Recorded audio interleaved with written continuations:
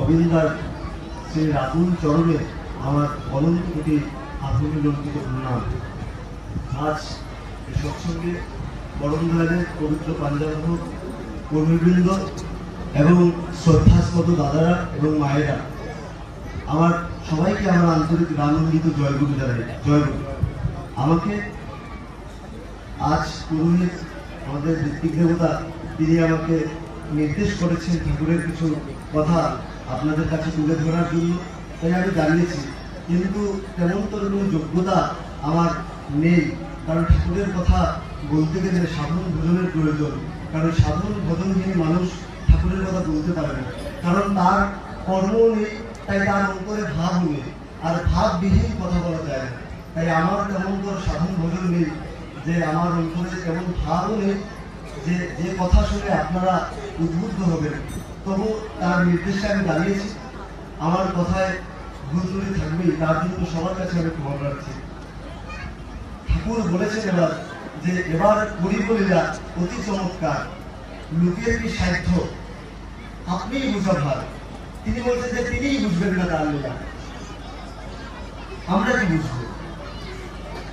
আবার তিনি বললেন এবার এসে যে ধর্ম যখন বিপাক বাহনে ব্যর্থ অর্থে ধায়, তখনই প্রেরিত আবির্ভূত হন পাপী পরিত্রাণ পায়। সেই একই কথা দেখা যায় আমরা ভগবান শ্রীকৃষ্ণ গীতায় বলছেন যে ধর্ম সংস্থাপনার্থায় সম্ভবামি বিবেকে। তিনি যুগে যুগে আসেন ধর্ম সংস্থাপনার জন্য। তো এবারও ঠাকুর এসেছেন, কিন্তু ঠাকুর এবার এসেছেন আমাদেরকে পারফেক্ট ম্যান বানাতে, প্রকৃত মানুষ তিনি তৈরি করার জন্য এবার এসেছেন। তাই সৎসঙ্গে বলা হয় যে ম্যান মেকিং ইন্ডাস্ট্রি। কিন্তু আমরা তাকে চিনতে পারি না।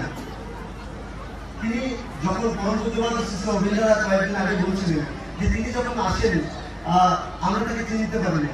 সেই একই কথা দেখা যায় যে ভগবান শ্রীকৃষ্ণ বলছিলেন যে অর্জুনকে যে মানুষ তাকে চিনতে পারে না। তিনি বলছেন যে বহুনাম ধর্মনা অনন্তে জ্ঞানবান মান প্রবুদ্ধতে বাসুদেব সর্বমিতি সমভাত্মা সুদুর্লভ। অর্থাৎ আমরা জানি যে আমরা 84 লক্ষ জীবীকে নিয়ে মানুষ জন্ম পেয়েছি, কিন্তু তবু আমরা তাকে চিনতে পারি না। সবাই একটু চুপ করে বসে। অনেক দাদা মায়ের আপনাদের বিশেষ করে অনুরোধ, আপনাদের কাছে বড় অনুরোধ, আপনারা একটু শান্ত থাকেন, দরকার নেই। আমরা তাকে চিনতে পারি না। তার নতুন রূপ দেখে আমরা তার যে পূর্বে যে আমরা তার সাথে আমরা ভুলে গেছি, তাই আমরা তাকে ধরি না। এবার পরম প্রেমময় শ্রী ঠাকুর এসে বললেন যে আমি এবার জীবন্ত হয়ে আমি 10,000 বছর পর্যন্ত আমি লীলা করবো আচার্য পরম্পরার মধ্যে দিয়ে। কিন্তু আমরা আজ ঠাকুরকে বুঝতে পারি নাই, আমরা ঠাকুরকে চিনতে পারি নাই। তাই আজ আমরা সবাই ঠাকুরকে ধরতে হবে, ঠাকুরকে বুঝতে হবে। আর ঠাকুরকে বুঝতে গেলে আমরা বর্তমান যার মধ্যে ঠাকুর জীবন্ত হয়ে আছেন আমরা তাকে অনুসরণ করে চলতে হবে। পরম প্রিয় শ্রী ঠাকুর যখন শ্বশুরে ছিলেন তখন আমরা গুরু ভাইরা ঠাকুরের কাছে একটা প্রশ্ন গেছে ঠাকুরের কানে যে আমরা সঠিকভাবে কিভাবে চলতে পারবো যখন ঠাকুর শ্বশুরে না থাকবেন। তখন আমরা বলেছিলাম কিছু গুরু ভাইরা যে ঠাকুরের যেগুলো গ্রন্থাদি আছে বা ঠাকুর যা কিছু বলে গেছেন আমরা যদি আমাদের জীবনে পালন করে চলি তবে আমরা ঠাকুরের মতো করে ঠাকুরের ইচ্ছাধীন হয়ে চলতে পারবো, আমরা পারফেক্ট হতে পারবো। কিন্তু ঠাকুর তাতে খুশি হলেন না। ঠাকুর বললেন যে আমার অবর্তমানে যদি ঠাকুর বলে কেউ থাকে তবে তাকে যদি তোমরা অনুসরণ করে চলো তবেই তোমরা প্রকৃত চলতে পারবে, আমার মনের মতো হয়ে চলতে পারবে। তাই আমরা দেখতে হবে যে ঠাকুর বলে কে আছেন। আমি আমার জীবনে প্রথম পরম পূজ্যপাদ শ্রী দাদাকে দেখেছিলাম, শ্রী বর্দাকে আমার দেখার সৌভাগ্য হয়নি। আমি শ্রী দাদাকে দেখেছি, পরম পূজ্যপাদ শ্রী আচার্যদেবকে দেখেছি, অবিন্দাকে দেখেছি। আমার দেখে মনে হয়েছে যে এই তো ঠাকুর। তো আমরা তাকে যদি অনুসরণ করে চলি তাহলে আমাদের চলনটা কিন্তু পারফেক্ট হবে। কারণ আমরা জীবন্ত একজন মানুষ ছাড়া আমরা তাকে ভালোবাসার কৌশলটা শিখতে পারি না। আর ওই ভালোবাসাই কিন্তু আমাদেরকে সবকিছু কন্ট্রোল করতে পারে। ঠাকুর বলছেন যে ভালোবাসাই লাভ ক্যান কন্ট্রোল এভরিথিং। ভালোবাসাই আমাদেরকে কন্ট্রোল করতে পারে। আমরা দেখি যে একটা সিগারেটের প্যাকেটের মধ্যে লেখা থাকে যে সেটা স্বাস্থ্যের জন্য ক্ষতিকারক, কিন্তু দেখা যায় তার লেখা সত্ত্বেও কিন্তু আমরা তা ছাড়তে পারি না। কিন্তু দেখা যায় যে আমার জীবনের বাইরে আমি তাকে ভালোবেসে আমি ওই জিনিসটা ছেড়ে দিয়েছি। হয়তো আমার মাকে ভালোবেসে, আমার বাবাকে ভালোবেসে, বা আমার বউকেও ভালোবেসে দেখা যায় যে ওই আমি আমার যে অবগুণ যেটা আমি সেটাকে ছেড়ে দিয়েছি। তাই আমার জীবনের বাইরেও আমি কাউকে ভালোবাসতে হবে, যে ভালোবাসার কাজে আমি তার মনের মতো হয়ে উঠতে পারবো। ভালোবাসা কোনো অনুভূতির জিনিস নয়, বা ভালোবাসা কোনো অনুভব নয়। পরমপূজ্যপাদ শ্রী অধীনদাতা বলেন যে ভালোবাসা হলো কর্ম।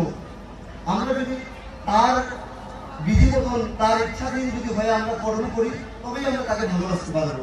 তো এখন আমরা তাকে বলতে পারি যে আমি ঠাকুরকে ভালোবাসি, কিন্তু ভালোবাসা এভাবে হয় না। ভালোবাসা হবে যখন আমি তার কথা মতো চলবো। আমরা ভাবি যে ভালোবাসি তাই তো আমি ইষ্টভূতি করি, যজন যাজন করি, কিন্তু না। পরমপূজ্যপাদ শ্রী দাদা বলেছেন, একজন কর্মী দাদাকে বলেছিলেন যে হাতের মুঠোয় 2 টাকা নিয়ে আর মন্ত্রপাঠ করে দিলি, এটাই এক ইষ্টভূতি বলছিলেন।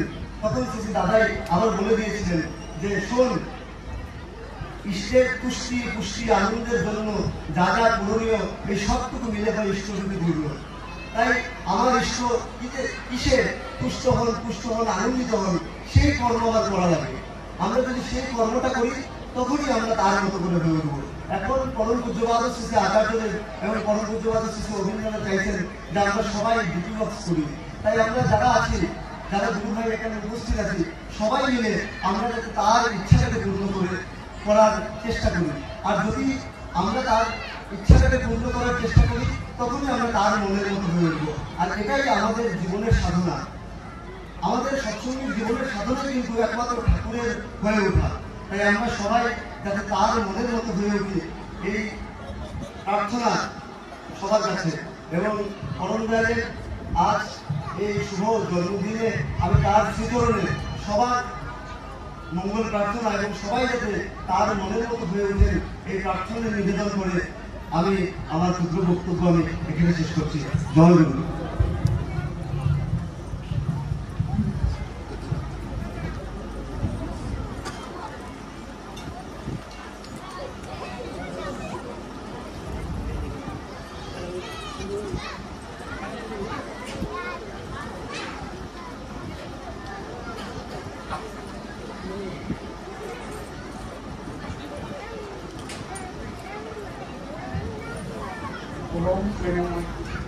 শ্রীচরণের শতকোটি প্রণাম। জগতী লক্ষ্মী মাতা শ্রী বর্মা শ্রীচরণের শতকোটি প্রণাম। পরম পূজ্যপাদ শ্রী বরদার শ্রীচরণের শতকোটি প্রণাম। পরম পূজ্যপাদ শ্রী আচার্য দেবের শ্রীচরণের শতকোটি প্রণাম।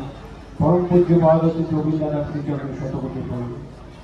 আজকের এই সৎসঙ্গে উপস্থিত আমার সহকর্মীবৃন্দ, ইষ্টপ্রাণ দাদারা, ভক্তিমতী মায়েরা, ছোট ছোট ভাই এবং বোনেরা, সবাইকে জানাই আমার আন্তরিক রায় এবং জয়গুলো।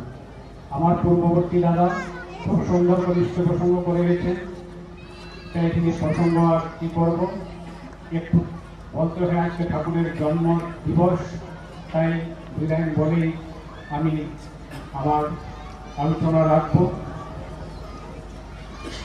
1295 সাল 30শে ভাদ্র শুক্রবার কালবনী তিথি পরম প্রেমে মাসিকে ভাগর এই ধরাধামে আসছিলেন। কেন আসছিলেন? একমাত্র আমাদেরকে এই ধরাধামে আমাদেরকে বাঁচানোর জন্য তিনি আসছিলেন।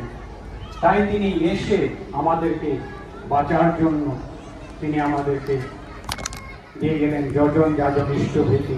তো আমার প্রতিপদ দেবী